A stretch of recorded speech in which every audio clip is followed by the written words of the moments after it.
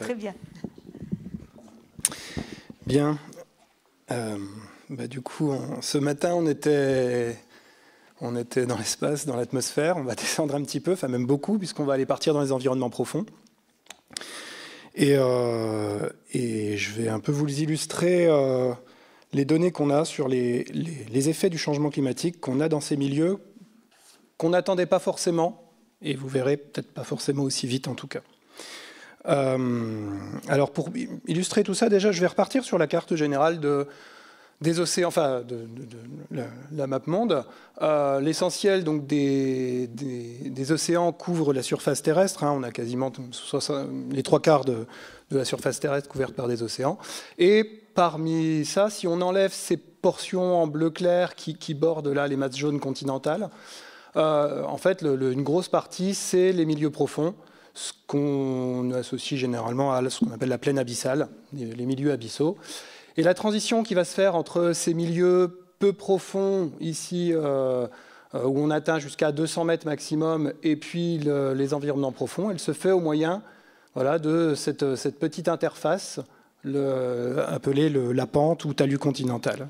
Et maintenant, on va justement s'intéresser plus particulièrement à ces zones-là, qui sont des milieux assez caractéristiques. Donc, cette interface, ce talus continental, ici, il est très fréquemment entaillé de vallées sous-marines qu'on appelle des canyons sous-marins. Alors, ces canyons sous-marins, en fait, il y en a énormément. Si j'illustre juste à côté de chez nous, hein, on a pour tout le golfe du Lion, vous voyez, une dizaine de canyons entre Port-Vendre et Marseille, qui découpent le talus et qui permettent de passer du plateau continental du golfe du Lion, on est ici en bordure à 150 mètres de fond, jusqu'à peu près 2600 mètres suivant les endroits, dans l'essentiel de la Méditerranée occidentale.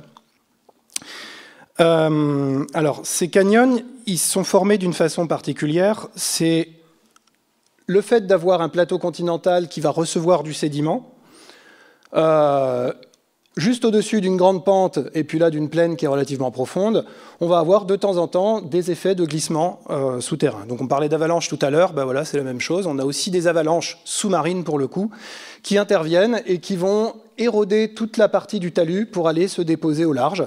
Donc c'est ce qu'on voit sur ce petit schéma, le plateau continental qui se retrouve incisé, et puis viennent se répandre cet essentiel de sédiments qui a transité vers le fond, qui forment des cônes sous-marins, des espèces de grands deltas sous-marins, qui intéressent notamment particulièrement les pétroliers, puisque c'est là-dedans qu'on va aller chercher l'exploitation offshore.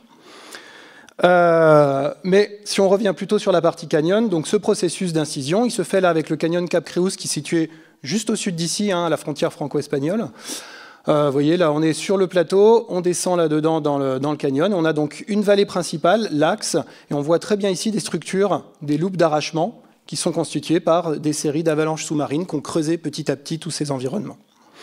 Alors, pour illustrer ça, ces phénomènes, ces éboulements gravitaires, ils sont en fait fréquents, alors surtout quand on dit à l'échelle des temps géologiques, hein, il n'y en a pas forcément tous les jours, il y a des endroits où c'est relativement annuel, mais ils peuvent être surtout extrêmement puissants, et on a un petit exemple, pour ceux qui se rappellent peut-être, à la fin des années 70, la nuit du 16 octobre, où on a cet isthme-là qui était constitué, donc on est au niveau du port de Nice, tout au bout du port de Nice, en une nuit, il y a une grosse partie du volume sédimentaire qui a disparu, qui a été emporté en fait dans les canyons, qui est juste, oups là, ça a tourné tout seul, qui est juste en dessous.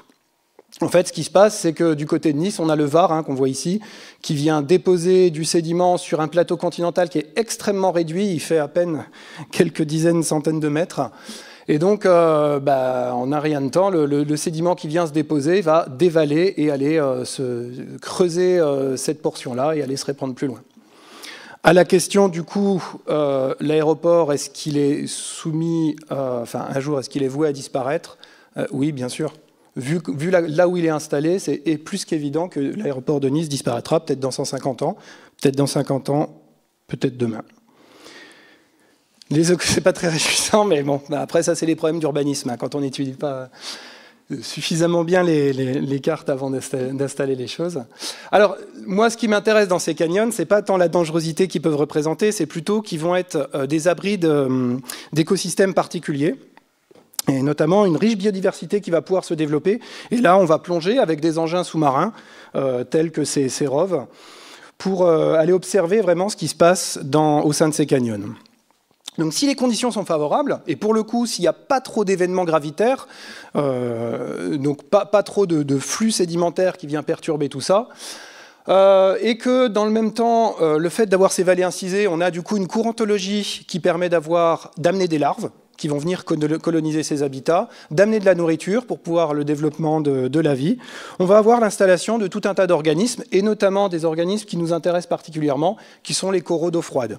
Donc ce sont ces organismes-là. On est ici à 350 mètres dans le canyon de la Casse-du-Thier. C'est celui qui est juste au large de Port-Vendre, là, à une vingtaine de kilomètres, sur des flancs de falaise, là c'est vertical, et on voit qu'il y a 1, 2, 3, 4, 5, 6, une dizaine de colonies qui se sont installées et qui, les coraux se développent en se nourrissant de ces petites particules-là qu'on arrive à voir, qui est un mélange de matière organique, de zooplancton, ce qu'on appelle la neige marine. Donc tout ça, c'est vraiment le fait qu'il y ait un canyon, qu'on a ce processus qui se met en place. Et donc le bon exemple de ces coraux, il se développe, voilà, le canyon de la Casse-du-Thier, il est ici, au sein du parc naturel marin du golfe du Lion, qui englobe du coup plusieurs canyons, notamment le Bourcard, le Pruvot et donc le lac Casse-du-Thier. Et c'est vrai qu'une spécificité de ce canyon-là, c'est d'abriter énormément de colonies, et voire même des récifs coralliens, où on a, vous voyez, celui-là qui fait plusieurs mètres d'envergure. Et ça, on en a un peu partout distribué dans ce canyon. Alors là, c'est un exemple qui est juste au large de nos côtes. En Méditerranée, on a quelques exemples comme ça. Récemment a été découvert, d'ailleurs à l'occasion d'installations de câbles sous-marins pour faire passer Internet, entre la Corse et l'Italie, qu'on a également des récifs de coraux profonds qui se développent. On en a pas mal en mer d'Alboran, qui sont assez jolis aussi, au sud de la Sardaigne, au sud de l'Italie. Donc voilà, différents endroits où on peut avoir des massifs plus ou moins imposants. Ça, c'est pour la façade méditerranéenne. Et puis on va retrouver les mêmes choses.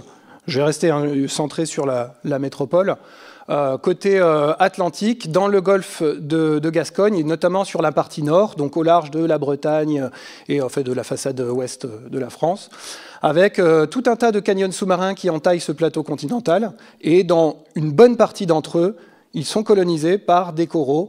Alors il y a ceux qui sont un peu blanc-rose, c'est les coraux qui forment vraiment les récifs, mais on a également des gorgones, des antipatères, enfin tout un tas de différents types d'espèces coralliennes qui s'installent dans ces milieux.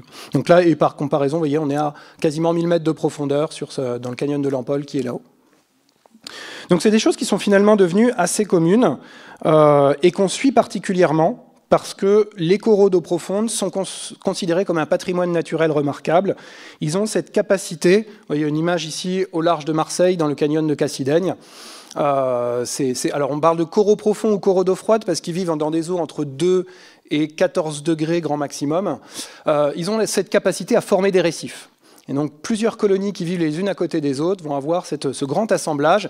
Et l'intérêt de ces récifs, c'est qu'ils vont former des habitats, créer des caches, des niches pour tout un tas d'autres organismes. Il y a des organismes qui peuvent être plutôt mobiles, comme ces poissons, on en retrouve là cachés à l'intérieur, ou des éponges qui viennent coloniser tout autour. Donc vraiment, ces coraux, c'est ce qu'on parle d'espèces ingénieurs, c'est-à-dire qu'elles créent des habitats et qui vont permettre d'accueillir une très riche biodiversité.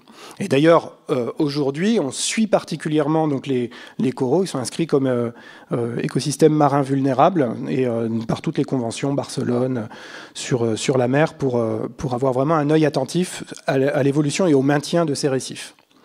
Si je reviens juste sur un historique donc, d'une larve qui va venir s'installer sur un support dur, va ensuite cette larve subir des systèmes de production asexuée, reproduction asexuée, donc une multiplication de clones, de petits bourgeons qui vont apparaître les uns au-dessus des autres. Donc ça, c'est un petit polype qui réapparaît au-dessus d'un autre, et ainsi de suite. Ça va se développer avec un peu de temps pour former une colonie.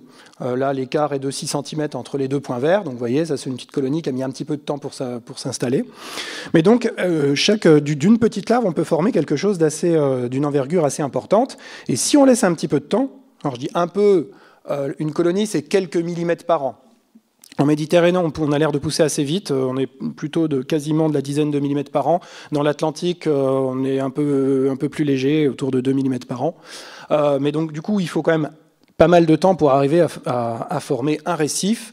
Voilà, quelque chose qui fait plusieurs mètres, 3-4 mètres d'envergure, ça va mettre plusieurs centaines d'années pour se constituer. Après, ces récifs, ils peuvent continuer de se développer, et on a des endroits, on a vraiment des récifs extrêmement importants, à grande profondeur. Au large de la Norvège, Rostrif qui fait 43 km de long, 7 km de large, et puis en Mauritanie, découvert assez récemment, en 2018 seulement, dans les canyons sous-marins au large de la Mauritanie, on a un récif qui fait 530 km de long, donc on est vraiment sur des proportions équivalentes à ce qu'on pourrait trouver dans les coraux tropicaux, quand on parle de la Grande Barrière de Corail par exemple. Et l'idée de ces organismes, c'est que cette colonie, elle se développe généralement face au courant pour aller capter la nourriture qui arrive, qui transite par le canyon. Et donc, ils vont s'organiser en poussant au fur et à mesure avec des nouveaux polypes qui apparaissent les uns au-dessus des autres, et donc une colonie qui s'émancipe face au courant. Les plus anciens finissent par mourir, ce qui va créer finalement une segmentation au sein de cette colonie, au sein des récifs, avec des habitats exposés directement au courant, constitués d'organismes plutôt vivants, des autres avec des zones un petit peu protégées par le courant, des zones en arrière mortes où d'autres organismes vont venir pouvoir coloniser, utiliser finalement ces coraux morts comme un substrat dur dans la zone. Et donc ça va créer comme ça une richesse extrêmement importante. Là j'illustre juste quelques images pour vous montrer un peu le type d'organismes assez classiques qu'on trouve dans ces coraux. Donc des crevettes, beaucoup. D'ailleurs, c'est pas pour rien qu'un peu plus au sud d'ici, en Espagne, on vient pêcher la gambasse assez massivement, notamment autour des zones coralliennes. Bon, voilà, pas mal de crabes, du crabe paromole et des galatées, qui vivent vraiment en interaction avec le corail. Ils viennent se cacher dedans, ils viennent chercher leur nourriture dedans. Un autre exemple avec des bivalves, tels que cette jolie atrina, qui vient se développer, entourée par des comatules ici. Et puis des huîtres profondes qui vont s'installer, comme vous voyez ici, sur le pied d'une colonie de corail et qui vont ensemble former un chapelet d'huîtres qui se développe. Voilà, autre exemple ici avec sur ce corail, il y a une gorgone qui est venue s'installer et sur cette gorgone, on voit des gorgonocéphales, donc ce sont des taxons qui sont assez proches des oursins et des étoiles de mer, c'est un type d'ophiure. On retrouve ici une comatule, donc pareil, qui fait partie des mêmes groupes des échinodermes. Et donc on peut avoir des couleurs assez impressionnantes et tout un tas d'interactions entre des organismes qui utilisent le corail comme support. D'ailleurs, il y a plein de petites ophures, plein de petites comatules ici, des ophures cachées. En fait, si on passait du temps à regarder l'image, on découvrirait à peu près une centaine d'organismes qui sont sur des fois des coraux qui ne sont pas forcément très grands. Et puis ensuite, il y a des espèces mobiles qui viennent se cacher là-dedans, et notamment parmi ces espèces, énormément de poissons. Là, on a du sébaste, du congre, qui, vous voyez, sort d'un orifice au sein d'un massif de corail, et notamment parmi ces poissons, beaucoup d'espèces commerciales. Et d'ailleurs, c'est comme ça que les tout premiers coraux profonds ont été découverts, c'est par la pêche, par notamment du chalutage, où on a collecté, en allant chercher les poissons, on a collecté des masses de coraux qui étaient sur ce fond. Alors justement, ça me permet d'arriver sur un deuxième volet qui est un peu moins réjouissant autour de cette magnifique biodiversité, avec des interactions qui sont vraiment extrêmement importantes entre espèces. On a, malgré cette profondeur, des écosystèmes récifaux qui sont soumis à différents types de pression. Alors je vais être assez rapide pour certaines, et puis j'insisterai un petit peu plus sur la partie qui nous intéresse aujourd'hui. La première qui a été vue, c'est la pêche. À chaque fois qu'on a des objets traînants, et notamment le chalutage, on va en quelques minutes aller raser des récifs qui ont mis quelques centaines d'années à se constituer. Alors, ça, c'est des gros problèmes, notamment dans l'Atlantique, où il y a eu un effort de chalutage extrêmement important. On commence, notamment à l'échelle européenne, d'avoir, on va dire, réglé la question, peut-être pas complètement, mais en tout cas au moins d'avoir normalisé les choses, puisque le chalutage en milieu profond est interdit, et notamment s'il y a reconnu des espèces coralliennes, ça permet d'avoir des zones d'évitement, même si après le respect des règles est une autre problématique.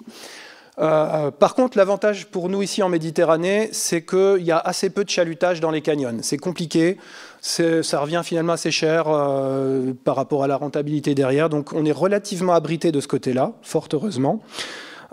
Mais on a quand même un effet du chalutage qui n'est pas dans les canyons, mais sur le plateau juste au-dessus, qui est assez notable en Méditerranée, où, là c'est côté catalan, hein, Canyon qui est là, la frontière est à peine plus haut, on a la pression de chalutage qui est extrêmement forte juste autour des canyons, vraiment en bordure du plateau continental, avant de tomber dans le canyon.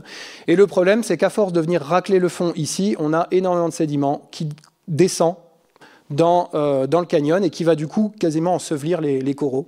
On a un très très fort taux de sédimentation dans ces milieux-là. Donc ça, c'est un premier volet. L'autre volet indirect lié à la pêche, c'est surtout avec des objets traînants, des palangres, des filets, qui vont possiblement s'accrocher dans les coraux et rester emmêlés. On voit là toute une ligne de palangres. Alors qu'une palangre, c'est plusieurs, des fois c'est 1 kilomètre de long hein, de ligne. C'est assez impressionnant.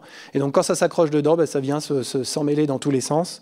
Et donc ce qui pose une problématique pour ces coraux. Alors il y a ce premier volet sur la pêche qu'on peut éventuellement arriver à réguler. Il y a une discussion avec les pêcheurs pour avoir des zones de non-pêche. On parle de zones de protection forte en ce moment, justement, les choix d'installation qui doivent être définis. Autre volet, la pollution. Et parmi les pollutions, il y en a une qui est extrêmement visible et qui commence d'être de plus en plus quantifiée, c'est celle par les déchets. Donc on a des exemples ici, voilà, en Méditerranée, à 500 mètres. Vous voyez, c'est quasiment des décharges sous-marines. On peut trouver un peu de tout, jusqu'à 2000 mètres, des amas de bouteilles, de sacs. Alors en règle générale, si on fait l'inventaire de ces déchets, comme on le voit ici, pris dans du corail, hein, c'est un morceau de sac plastique en polyéthylène, donc c'est les sacs assez classiques de course en gros. On va avoir majoritairement dans ces déchets des plastiques, des engins de pêche, alors ça dépend, des fois on peut associer les deux, parce que les engins de pêche sont souvent en nylon, donc ça fait partie de plastique. Et puis après, quelques objets métalliques, du verre. Mais donc voilà, on a vraiment ce volet extrêmement important. Et une des problématiques, c'est les inventaires qui existent aujourd'hui dans les différents canyons de par le monde, montrent que la Méditerranée, et notamment dans certaines portions, on est à plus de 500 000 déchets par kilomètre carré. Alors c'est assez variable de zone à l'autre, mais en règle générale, par rapport à tout ce qui a été fait un peu partout, on considère que la Méditerranée est vraisemblablement la mer la plus polluée, au moins en plastique, la plus plastifiée du monde. C'est vrai en surface. Ça, c'est les campagnes récurrentes que nous, scientifiques, faisons, ont illustré qu'on avait une grosse quantité de plastique en Méditerranée, comparativement à d'autres endroits. Mais en fait, c'est également vrai au fond. En fait, une partie des plastiques, une grosse partie d'ailleurs, des objets, des déchets qui sont en surface dans les eaux, finissent par tomber et vont contaminer les environnements profonds. Alors, là-dessus, je ne vais pas aller trop loin parce que donc il y a une évaluation des déchets et notamment c'est illustré par le poster de Liam Grégoire qui est présenté donc dans la salle à côté. Donc là, vous pourrez aller le questionner là-dessus où il a standardisé les méthodes pour justement avoir une meilleure évaluation des processus des comptages de déchets qui sont faits en profondeur. Parce qu'on avait un gros problème, c'est qu'en fonction des campagnes, on n'a pas toujours les mêmes résultats, mais qui sont liés à finalement la manière d'échantillonner qui n'est pas la même. Donc là, on est en train de, il vous présentera ça sur les processus d'échantillonnage de façon à avoir un truc normalisé qui puisse être appliqué à grande échelle. Bon, et enfin, la question du changement climatique. Donc la problématique est là, notamment en Méditerranée, c'est que les coraux, si on regarde bien, les masses d'eau où vivent les coraux, c'est en gros entre 250, 300 mètres et en gros 800 mètres. Et donc c'est les eaux léventines hein, en Méditerranée qui sont déjà autour de 13 à 14 degrés. Donc ça veut dire qu'à cet endroit-là, je vous ai dit tout à l'heure, les coraux profonds vivent généralement entre 2 et 14 degrés. Ils sont déjà dans la limite haute de leur niche connue. Et la problématique, c'est que les modèles et les différents scénarios climatiques, d'évolution climatique, indiquent un réchauffement. Alors, suivant les endroits, il n'est pas tout à fait le même, mais globalement, on atteint quand même assez facilement les 2 degrés, y compris en profondeur. Pour la fin du siècle, là, on s'attend, vous voyez, là, on est au niveau de l'Adriatique, dans ces eaux-là. Si on se met à les 400 mètres de fond, si aujourd'hui, on est autour de 13 degrés, on sera dans moins de 100 ans à 16, voire même plus. Donc on a vraiment une problématique du réchauffement qui ne concerne pas que les eaux de surface, c'est également pour l'ensemble des profondeurs de l'océan. Et ça, à notre grande surprise, c'est en fait ce changement, on le voit déjà. Là, on a des enregistrements faits par les collègues du CEFREM de l'Université de Perpignan, où historiquement, on avait des données qui étaient à peu près de 13, 13,3 degrés, très stables, tous les ans, à part des petites occurrences là, de temps en temps d'arrivée d'eau froide. Mais sinon, en rouge, on est à 500 mètres, en rouge, on est à 1000 mètres et en bleu à 500 mètres. Donc à 500 mètres, voilà, on est à 13,4 degrés. On a normalement une température qui était très stable. Et depuis, en gros, 10 ans, on voit une élévation de la température dans ces environnements-là. Donc on a là, en 10 ans, 0,5 degrés, on est clairement sur les scénarios pessimistes des prévisions du GIEC, pour ces environnements profonds en tout cas.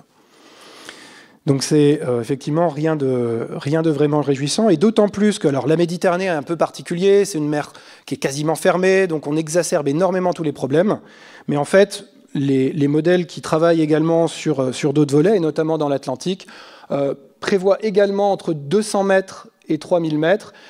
Alors suivant les types de modèles, ça peut être variable, mais on peut aller jusqu'à 4 degrés d'augmentation dans les eaux profondes. Et donc, ça veut dire que c'est finalement énormément de ces environnements vont être soumis à ces effets-là.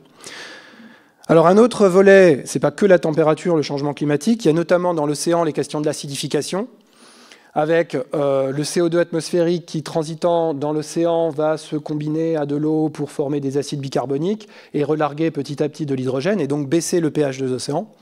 Et avec, donc, pareil, suivant les types de scénarios, des baisses du pH de l'océan qui peuvent être plus ou moins importantes et qui peuvent avoir des conséquences sur notamment les espèces calcifiantes, alors, comme les coraux, mais pas que, sur l'ensemble d'ailleurs des organismes. Et donc là aussi, on a des prévisions qui peuvent être assez drastiques sur la diminution de pH. Alors sur les coraux, pour être tout à fait honnête, la manière qu'on a de voir les choses aujourd'hui est encore assez incertaine. Les expériences qui ont été menées en aquarium, où on fait varier le pH, quand on travaille sur des petites échelles, on laisse les coraux pendant quelques semaines exposés une semaine à peu près exposés à des faibles pH. Généralement, on a une baisse de calcification, ce qui était assez attendu. Par contre, sur des expériences plus long terme, quand on travaille sur plusieurs mois d'exposition à des pH relativement faibles, on observe parfois une augmentation du taux de calcification, ce qui était assez surprenant, mais en fait ça se passe parce que le corail est capable de réguler son pH interne, et donc finalement il y a une allocation d'énergie qui est faite pour maintenir un pH dans les cellules qui est relativement élevé, qui normalement va être autour de 9 à 10, donc bien plus haut que le pH de l'eau de mer qui est autour actuellement de 8,1, 8,2, quoiqu'en profondeur on est plutôt autour de 8. Mais par contre c'est un effort énergétique, donc en gros oui ils seront capables de continuer de calcifier, ce qui laisse dire que certains, voilà, c'est pas la calcification des coraux n'est pas le talon d'Achille de l'acidification des océans. Alors c'est sous réserve qu'il y ait la nourriture qui permette de faire fonctionner cette machine. Et évidemment une des problématiques du changement climatique c'est d'affecter les transferts de matière organique également. Néanmoins l'acidification pose quand même des problèmes particuliers. Tiens, c'est curieux, l'image là a sauté, c'était pas celle-là, mais c'est pas très grave. Donc on observe, quand on rentre en profondeur sur des observations microscopiques à haute résolution, des défauts de minéralisation. On a, pour caricaturer, de l'ostéoporose dans les coraux, quoi. Donc il y a quand même eu des problématiques qui sont données. Alors, quand même, comme il y a cette question du réchauffement qui est vraiment très prégnant, et notamment en Méditerranée, on a testé ça avec des expérimentations en conditions naturelles et au laboratoire. Et donc là, dans la suite de la présentation, je vais plus vous montrer justement ces types d'expériences qui ont pu être conduites, notamment, et surtout ici à l'Observatoire océanologique de Banyuls.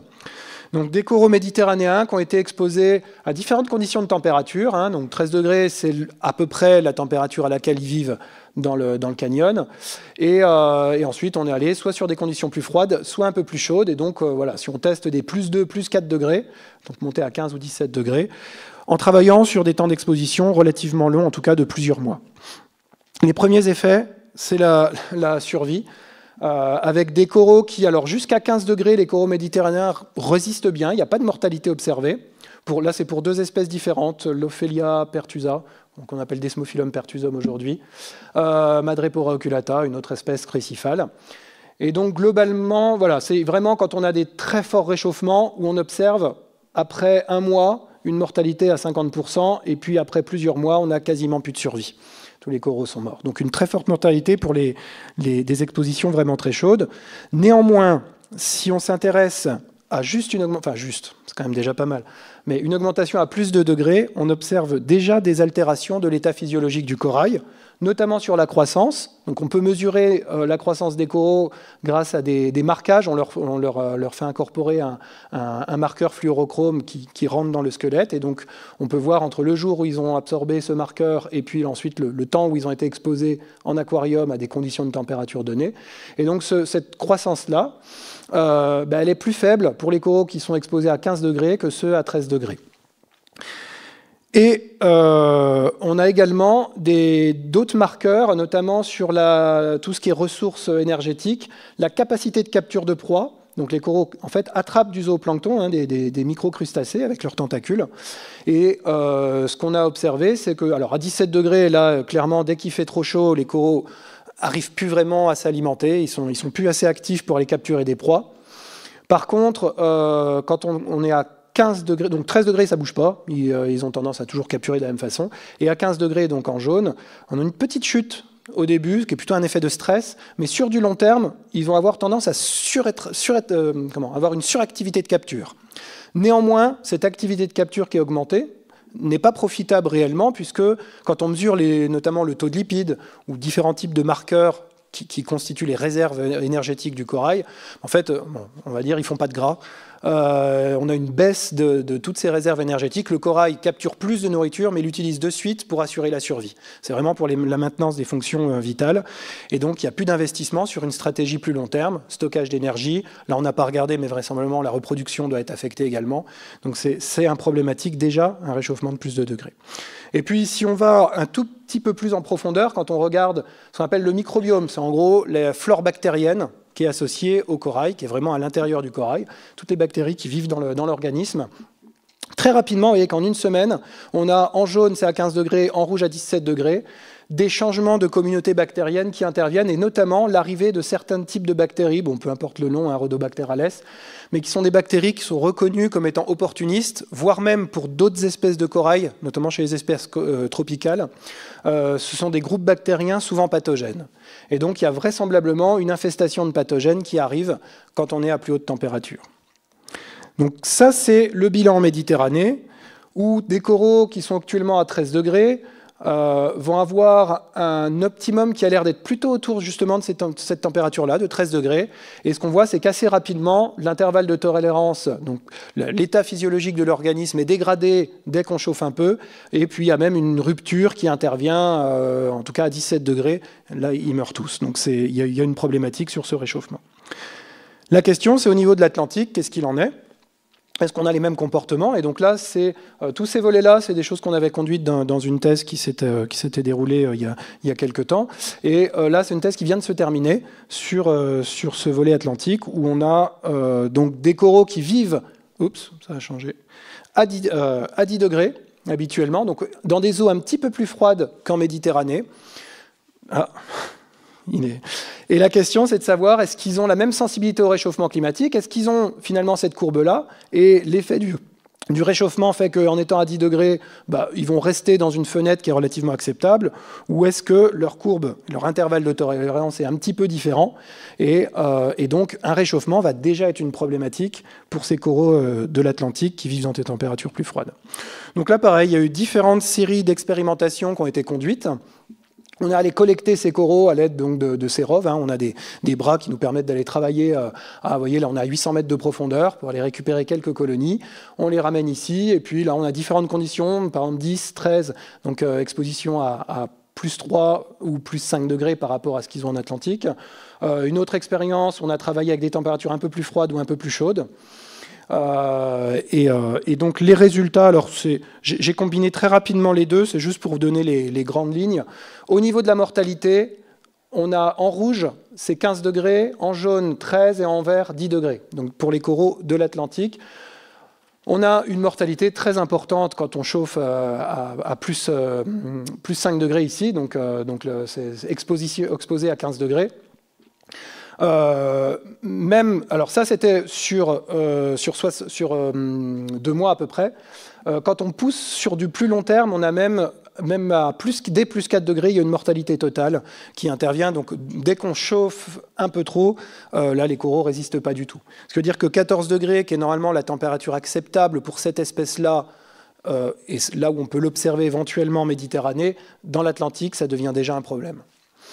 Après, alors il y a déjà à 13 degrés, on a déjà une baisse. Non, pardon, oui, c'est en jaune ici, 13 degrés, on a déjà une baisse de la mortalité. Il y a 40% des coraux qui subissent une forte mortalité.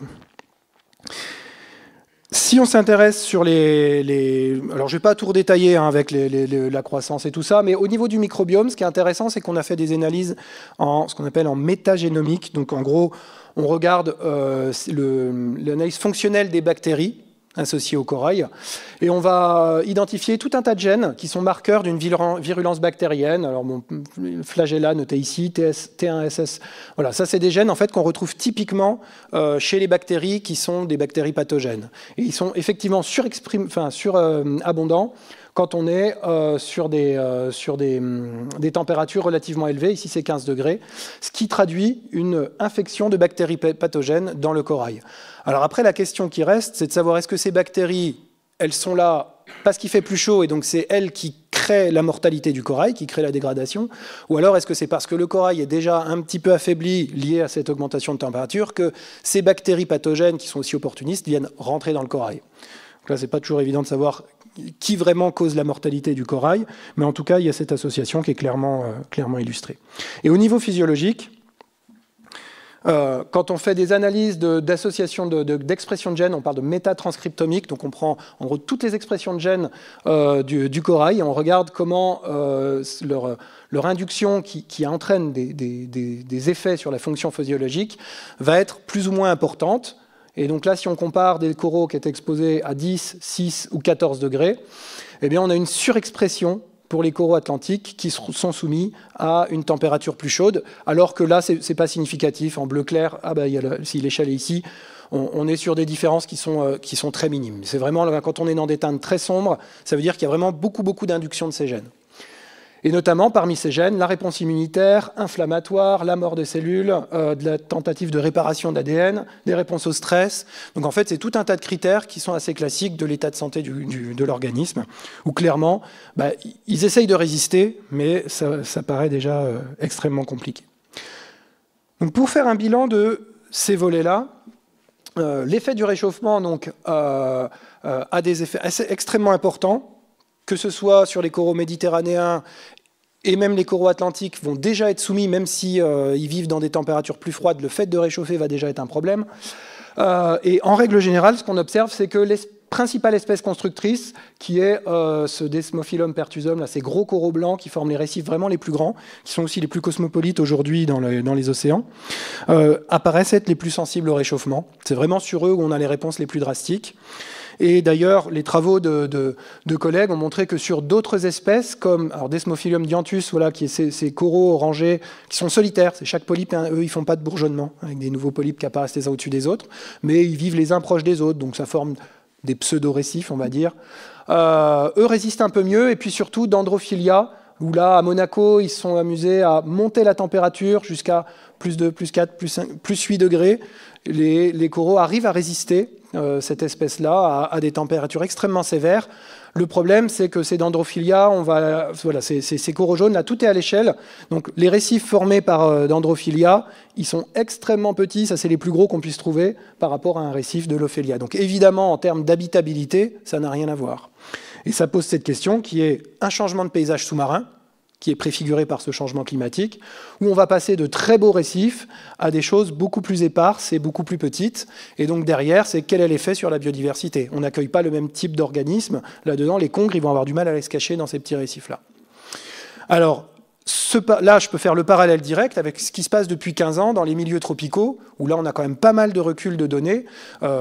Sur les coraux tropicaux, on a vu un changement entre les espèces arborescentes les Acropora, Pocillopora, donc ces espèces branchues qui forment les récifs assez complexes, qui ont été remplacés depuis une quinzaine d'années par des coraux beaucoup plus massifs en boule, type Orites, Meandrina, qui du coup forment des structures qui sont un peu moins complexes et ont une moindre capacité d'abriter de la biodiversité associée. Et donc c'est toute la logique, les interactions qui va poser problème également. Dans les milieux tropicaux, les problématiques, c'est tout ce qui est lié à l'économie autour des coraux, c'est plusieurs milliards de dollars par an qui sont là-dedans, sur la pêche, sur le tourisme, sur ces ressources. Et dans ces environnements profonds, évidemment, ça va poser la question, le maintien de la pêche, notamment, où beaucoup d'espèces de poissons qui viennent nicher se reproduire dedans. Les larves vivent dans les récifs avant d'ensuite repartir plus loin. S'il n'y a plus de récifs, en gros, il n'y aura plus de pêche. Alors, je parle de la pêche, mais il n'y a pas que ça comme type de service. Et finalement, je ne vais pas m'arrêter tout de suite, parce que le réchauffement, ce n'est pas le seul effet notable du changement climatique en profondeur. J'ai évoqué un peu l'acidification, on a évoqué donc la température, mais il y en a un autre, si je reprends la courbe que je vous ai montrée tout à l'heure, donc voilà les données de température mesurées ici donc, au large de Port-Vendre, à 500 mètres de fond en bleu, à 1000 mètres de fond en rouge. Mais en plus de cette petite augmentation, cette augmentation notable de température à ces profondeurs-là, ce qu'on voit, c'est le fait, ces événements-là, ces coups de froid, entre guillemets, qui étaient extrêmement récurrents, quasiment tous les ans, n'interviennent plus, ou en tout cas, s'ils interviennent, ils sont beaucoup, beaucoup plus modérés qu'ils ne pouvaient être par le passé. Là, on avait des refroidissements, parfois, on le voit, on atteint quasiment 2 à 3 degrés en 2012, des événements très sévères, on parle de cascading ou plongée d'eau dense. Et ça, ces événements-là, on ne les retrouve plus aujourd'hui. Juste pour que ça soit suffisamment clair, donc ce cascading, ce sont des courants descendants qui interviennent dans les canyons sous-marins et qui sont mis en place suite à un changement de densité des masses d'eau. C'est-à-dire que sous l'effet du vent, notamment, et chez nous, la tramontagne, elle peut souffler relativement violemment, notamment en hiver, quand les eaux de surface sont déjà un peu refroidies, on va avoir un refroidissement extrêmement important des eaux de surface. Sous l'effet du vent, un taux d'évaporation très fort aussi, et donc une sursalure. Et donc on a des eaux de surface qui sont froides et salées, qui deviennent plus lourdes que les eaux profondes. Et c'est ce qui fait que tout s'effondre, et notamment quand ça s'effondre, ça fait des chasses d'eau dans les canyons sous-marins. Et donc avec ça, on a ce courant qui vient descendre et qui va avoir deux fonctions. Un, nettoyer la partie dans le canyon, le sédiment qui vient de se déposer via ce courant violent. Je dis un courant violent, ce qu'on passe en gros, en règle générale, autour de 2 à 5 cm par seconde, le courant dans les canyons. Au moment de ces événements de cascading, on peut monter à 80 cm par seconde, voire 1 mètre par seconde. Donc c'est vraiment quelque chose qui est drastiquement différent. Et ça va chasser le sédiment et le pousser plus au fond, et aller l'emmener vraiment dans les grandes profondeurs. Et puis également, ça permet d'apporter de la matière organique de surface rapidement vers ces environnements, et donc redynamiser les choses, redynamiser le zooplancton également, et donc avoir ces coups de tempête de neige sous-marine qui sont extrêmement profitables du coup pour les organismes en place. Donc s'il n'y en a plus, deux problématiques, plus de sédiments, si on ne les chasse plus, et moins d'arrivée de matière organique.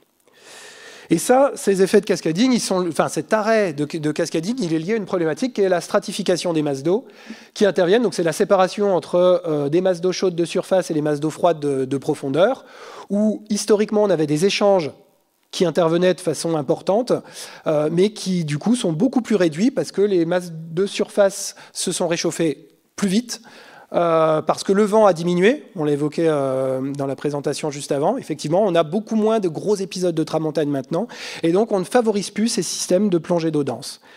Et là, pour voir un peu les effets que ça peut avoir, voilà, nous on a conduit des expérimentations in situ, où on est allé tous les ans collecter quelques colonies, bouturer, installer sur des petits supports et redéployer in situ, là à 500 mètres de fond, et revisiter ces systèmes-là pour voir un peu la croissance notamment des organismes. Donc en pratique, ce que ça donne, vous voyez là, une colonie, c'est la même colonie suivie dans le temps. En 2015, elle vient d'être déployée. Là, en 2016, on voit qu'il y a eu juste, la petite flèche violette, c'est un polype qui est apparu ici. Pour le reste, il ne s'est pas passé grand-chose. L'année d'après, par contre, on a eu là un événement beaucoup plus important, et puis quelques polypes ici. Donc c'est sur une même branche, mais on peut faire le parallèle. Il y a des branches qui se développent plus ou moins importantes dans différents plans 3D. Donc on va mesurer l'allongement linéaire et l'apparition de nouveaux polypes, la densification de structures du corail. Et ça, ce qu'on observe, c'est qu'il y a une forte variabilité interannuelle. On a des périodes, là, dans les années 2010-2012, où on a une très forte taux de bourgeonnement, donc il y a beaucoup de nouveaux polypes qui apparaissent. Une chute en 2013-2014, enfin 2014-2015, où il y avait quasiment plus de nouveaux polypes qui apparaissent, et puis des petits retours ensuite ces 2 années-là. Et en fait, cette variabilité, elle est liée notamment par l'absence de plongée d'eau dense, où là, il y a vraiment, il n'y a eu pas du tout d'événements dans cette période. Et donc, les conditions météorologiques de surface qui ont empêché le développement des coraux. Hein, ce qui s'est passé, c'est que pendant les périodes où il y a peu de plongée d'eau dense, on a une forte taux de sédimentation. Et donc, les coraux, et on le voit hein, là sur des images, les coraux déployés, les coraux à leur récupération, vous voyez énormément de sédiments qui s'est déployé partout. Et ce que j'ai noté avec des flèches blanches, c'est les coraux qui sont morts, où il y a déjà du sédiment d'ailleurs dans les logettes. Et en gros, quand il y a un petit peu de sédiment, le corail peut se nettoyer, il va cracher beaucoup de mucus pour essayer de laver sa structure et de maintenir la vie. S'il y a beaucoup trop de sédiments, de flux sédimentaires devant, il finit par lâcher l'affaire et donc on a une mortalité qui est extrêmement importante. Et donc forcément une croissance aussi qui va être... Le peu qui résiste n'arrive pas à grandir, ils maintiennent juste la survie. Donc finalement, on a aussi déjà des effets qui sont extrêmement rapides, et peut-être même avant déjà le réchauffement climatique, qui sont liés à cette problématique de sédimentation. Et là, je rejoins ce que j'ai dit tout à l'heure avec le chalutage sur les têtes de canyon, où on contribue à emmener du sédiment en profondeur. C'est-à-dire que si déjà, naturellement, on a de plus en plus de sédimentation, parce que le changement climatique contraint plus de flux sédimentaires. Si en plus on en rajoute en faisant du chalutage sur le plateau continental qui ramène du sédiment en plus, c'est clair que là, pour ces écosystèmes dont on est censé assurer la pérennité, ça va être extrêmement compliqué. Alors, je vais essayer quand même d'avoir un message un peu positif pour conclure. Quelle solution on peut avoir? Alors, déjà, il faut, et c'est tout l'intérêt de ce genre de colloque aussi, et d'ouvrir au maximum à toutes les communautés, hein, les élus, gestionnaires, enfin la population en règle générale. C'est vraiment une prise de conscience collective pour réduire d'urgence les émissions de gaz à effet de serre. C'est pas demain, c'est déjà en cours. Vous voyez que là, quand je vous parle de 500 mètres de profondeur dans l'océan, c'est quelque chose où normalement il ne devrait rien se passer carrément. Et on a déjà des effets qui sont intervenus. Donc on est déjà... pas trop tard, mais en tout cas, on court après le temps. Et puis un autre volet qui est important, c'est la mise en place de gestion pour essayer de réguler les usages et éviter d'avoir des pressions cumulées. On peut avoir une résilience assez forte des écosystèmes pour peu qu'il n'y a pas une cumulation de plein de pressions en même temps sur ces systèmes-là. Et donc, pour ça, il y a les zones Natura 2000 au large, les parcs marins. Donc là, les zones Natura 2000 qui viennent d'être créées dans ces milieux-là. Le parc marin du Golfe du Lion qui a la gestion de toute cette portion-là, hein, qui est sur un territoire assez vaste. L'installation de zones de protection fortes, dont il faudra définir quelle est la définition exacte, qu'est-ce qu'on entend par protection forte. Mais l'idée, c'est vraiment de préserver, et notamment préserver les interactions biologiques. Ce n'est pas une espèce qui nous intéresse, c'est l'interaction des espèces entre elles et la fonctionnalité des habitats clés. Les coraux, c'est parce qu'ils fabriquent des récifs qu'ils ont du coup une importance clé parce qu'ils vont servir d'abri pour tout un tas d'autres organismes. Et ça, c'est fondamental parce que les écosystèmes, ils peuvent être résilients sous réserve qu'ils soient à l'équilibre. Et donc, on a toutes ces fonctions qui sont préservées. Et c'est un message qui est vrai aussi bien à terre. Hein, je discutais avec le conservateur de la réserve de Prats-des-Moyaux. C'est vraiment la vision qu'ils ont aujourd'hui, c'est essayer de maintenir du mieux possible les équilibres pour avoir une chance de résilience face au changement climatique. Et là, on le voit, nous, très bien avec la lagune de Canet, par exemple, qui est dans un état discutable, on va dire, elle est soumise à l'arrivée d'une espèce invasive, le crabe bleu, qui s'est répandu à une vitesse phénoménale, justement parce que les équilibres sont plus du tout présents ici. Alors que c'est un peu moins le cas peut-être dans les temps de Sas-le-Cat, où on arrive à avoir en tout cas une récupération, enfin en tout cas un retard à ces systèmes. Et je parle de ça, mais ce serait vrai pour d'autres effets. On a les pathogènes qui ont tué là, les grandes nacres. En mer, il y a eu des ravages phénoménaux, puisque les 8000 individus qui étaient sur la côte ici ont tous disparu. On maintient encore des populations dans les lagunes en essayant de maintenir au mieux possible ces équilibres. Et donc voilà, c'est vraiment le message aussi sur lequel je voulais insister sur la fin. Je vous remercie de votre attention en espérant pouvoir continuer de préserver ces systèmes où on voit ici quelques exemples d'interaction. Ce crabe paromole qui se balade toujours avec une éponge sur lui. Alors même si depuis quelques années, il a remplacé l'éponge des fois par des sacs plastiques, mais normalement, on est censé avoir cette interaction forte. Et puis voilà, ce crabe est en train de consommer un poisson, comme quoi... Merci beaucoup, Franck, on l'applaudit. Oui, c'était passionnant de voir toutes ces belles images qui font rêver, inquiétant aussi quand